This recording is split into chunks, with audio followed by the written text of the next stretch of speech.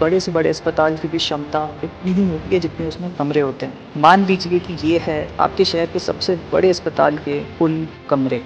इनमें से कुछ कमरों में पहले से ही रोड एक्सीडेंट और हार्ट अटैक के मरीज होंगे, और ये हैं आप, एक हेल्दी इंसान जो हर रोज़ की तरह आज भी घर से बाहर निकलकर बस पकड़ता है और ऑफिस पहुंचता है, और यहाँ किसी और इंसान से आपको हो जाता है कोरोना वायरस। पर आप इस बात से बेखबर हैं क्योंकि सिम्टम्स आते हैं 7 दिन बाद, और इसीलिए इसके बाद आप चले जाते हैं सिनेमा घर फिल्म देखने, और वहाँ आपके ज़रिए ये वायरस फैल जाता है 2-3 और लोगों में।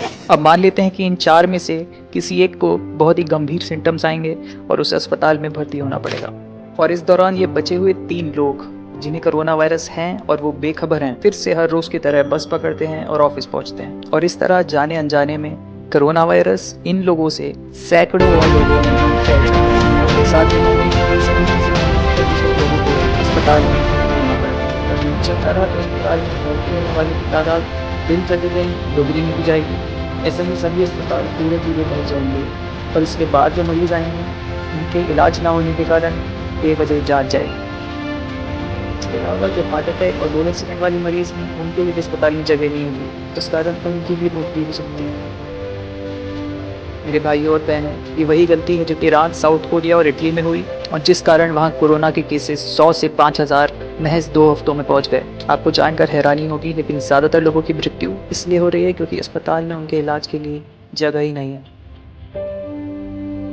जैसा कि आप देख सकते हैं कि अस्पताल की ज़रूरत सिर्फ गंभीर मरीजों को होती है, पर उन तक ये बीमारी पहुंचाने वाले वो लोग हैं जो हेल्दी फील कर रहे थे और जिनके सिम्टम्स गंभीर नहीं थे।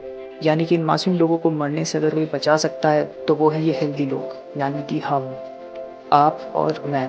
कैसे? गौर से सुनिए। हर रोज़ की तरह उस बस में ना चढ़कर, हर रोज़ की तरह ऑफिस ना जाकर, उस सिनेमा घर में फिल्म ना देखकर, भीड़ भड़कों के इलाकों में ना जाकर आप सिर्फ खुद को नहीं, बाकी सैकड़ों लोगों को कोरोना वायरस होने से बचा पाएंगे।